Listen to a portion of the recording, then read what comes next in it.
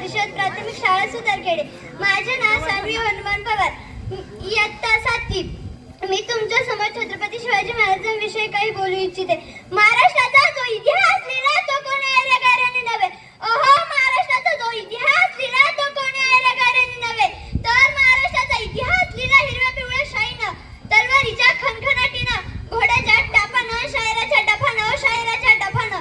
आणि हाच इतिहास घडविला ते म्हणजे छत्रपती शिवाजी महाराजांना. छत्रपती शिवाजी महाराजांनी मुद्रा त्या छत्रपती शिवरायाला, रयतेच्या राजाला, ज्याचा भक्तीला जोड नाही आणि शौर्याला तोड नाही, ज्याचं छत्र म्हणजे आभाळाचा सन्मान, तो त्या सूर्याची शान, मराठी मनाचा दगदगता अभिमान, मराठी मनाचा दगदगता अभिमान, त्याला शंभूंचा अभिमान. महाराष्ट्राच्या देवारात त्याचं पहिलं देवस्थान, त्याचं पहिलं देवस्थान असे ते प्रौढ प्रताप पुरंदर क्षत्रिय कुलावतंस सिंहासनाधीश्वर महाराजाधिराज श्रीमंत श्रीमंत श्री श्री श्री छत्रपती शिवाजी महाराज की.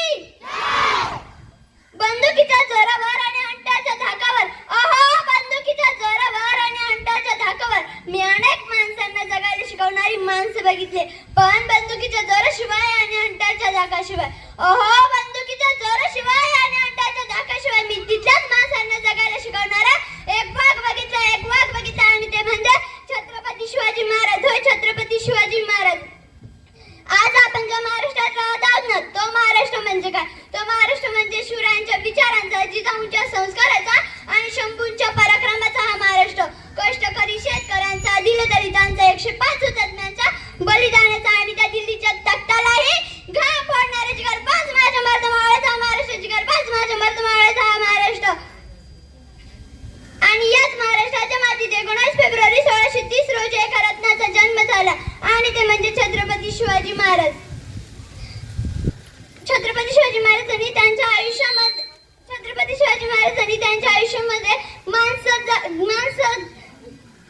वस्तू वापरल्या आणि माणसं जपली, पण मात्र आज आपण त्याच आयुष्यामध्ये माणसं वापरतो आणि वस्तू जपतो. छत्रपती शिवाजी महाराजांनी त्यांच्या दूरदृष्टिकोनाने आणि सुवर्ण अक्षरांनी इतिहास लिहिला. त्यांची ऐकलेली प्रत्येक गोष्ट आपल्या मनात ठासून भरली आहे. आणि असाच एक प्रसंग मला तुम्हाला सांगावा असं वाटतो. छत्रपती शिवाजी महाराज कर्नाटकाहून महाराष्ट्रात परत येत होते. तेथे बेलवाडी नावाचं गाव होतं. त्या गावात एक छोटासा किल्ला होता. त्या किल्ल्यात मल्लमा देसाई नावाची ठाणेदारी राहत होती. दादाजींना वाटलं जाता जाता हा गड घेऊन जावं, म्हणून दादाजींनी थोडं तिरकं सैन्य गोळा केलं आणि मल्लमावर चाल केली.